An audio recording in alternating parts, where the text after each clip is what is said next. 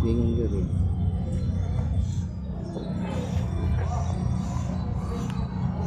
Sa Juan 17, gingon diri nga. Aron ilang mabatunan ang kinabuhing walay katapusan. Hinamon sila makailasan Asa siya sa Juan? Juan 17. Ay, Iglesia ni Cristo wala siyang mga verses. Nga Murag- verse. Wa. Wala siya. Nagtumong mo siya. Tugog katawhan. Ang magpadapat lang ani mo Di mo na mawa akong gipangutana. Akong pangutanan ako, nasa gitukod nga simbahan si Jesus Christ. Na yung gitukod nga simbahan. Asa mo na siya ron kay magpasakop ta dito. Kung wala ta siyang simbahan, wa ta magpasakop sa ato pa. Iwalay ta, iwalay. Naglahi ta. Kaya namin siya gitukod.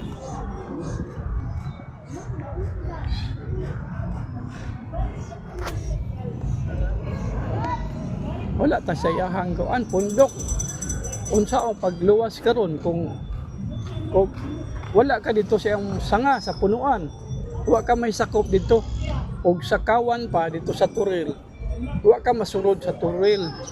Ato pa yang gipangita to bili nang ibintay na ibig gipangita niyang usa kay wa masuod dito sa kawan o turil. Asa man na ron? Na-exist na ba siya? Wala pa.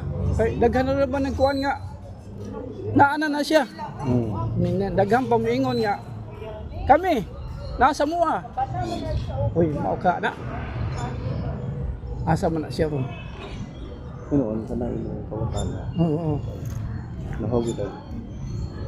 Kita rin makatuba na. Yung sarili. Kita rin makatuba na. Pero O dili ay sa Biblia matubag sa Biblia. pamagod. Dili kita tong sarili kay wala man ta. Igo tang tuod sa pulong sa Ginoo. Og na ato nang nadawat. Tanaw na to nga tama siya ato nang gidawat. Ato tong ipadayon.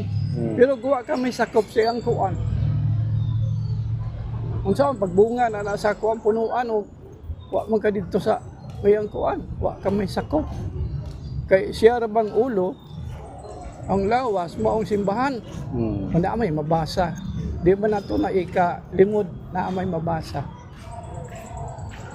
Pero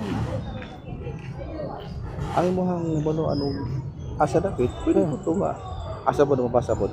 Asa pod sa basa Biblia nga. Asa dapit. O asa gitubo ng Hesus ang Anong utana makigbalik ako nangutana. O pwede pod gan.